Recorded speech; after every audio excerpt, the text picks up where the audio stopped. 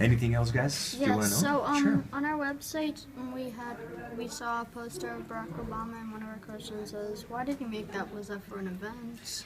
Wow, that's a great question.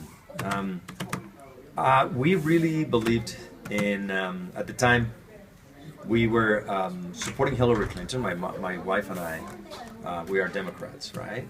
So when she was not selected and Barack Obama was elected, very few people knew the Senator Obama, and especially Latinos. And Latinos is a very large growing population in the United States. And I thought, oh, nobody knows Senator Obama, but he still represents our values politically. So my wife and I said, why don't we do that? Why don't we try to make a poster that would reach the Latino so that they can get to know Mr. Obama, at the time a senator.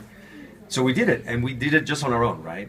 So I did this painting, and then we put it out on the website. And it said, if anybody wants it, we're going to do free posters, and anybody can just put it on their walls, and let's support our, candidate for the Democrat nomination.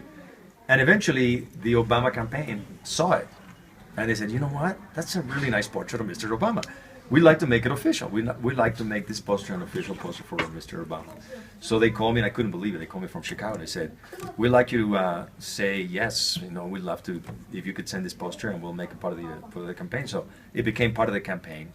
And then 4 years later, when he was reelected, they asked me again, the campaign asked me again in 2012 if I could do a new poster for Mr. Obama, for President Obama. So it's funny how it all started. It started just with an effort between me and my wife, but then they picked it up, and then they took it, and they ran with it. So that was nice.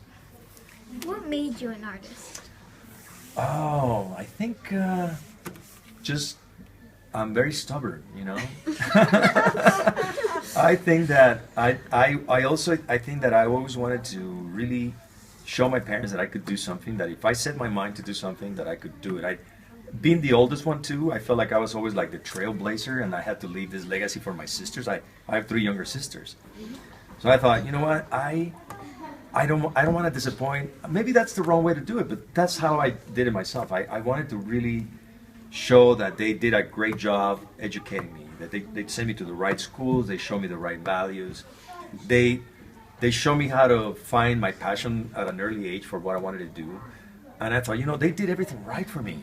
Now it's a matter for me to continue trying, because art could be full of disappointment sometimes. Sometimes it's like years when nothing happened and you're not busy enough, and you have to find side jobs here and there. Some people become waiters, and some people do graphic design.